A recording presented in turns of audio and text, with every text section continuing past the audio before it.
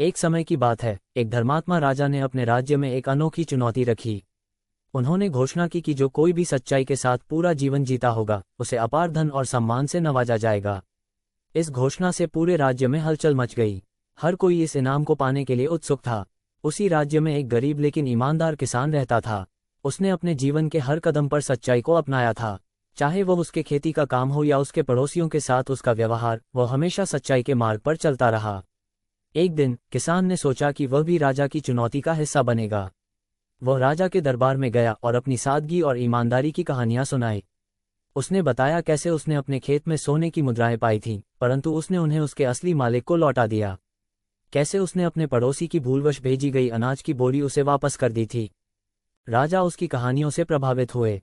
उन्होंने महसूस किया कि किसान ने न केवल शब्दों में बल्कि कर्मों में भी सच्चाई को अपनाया था। राजा ने उसे इनाम के रूप में सोने के सिक्के, नई भूमि और राज्य में सम्मानित स्थान दिया और आश्वासन दिया कि उसकी सच्चाई और ईमानदारी का राज्य भर में गुणगान किया जाएगा। इस घटना से प्रेरित होकर अन्य लोगों ने भी सच्चाई के मार्ग को अपनाने का संकल्प लिया।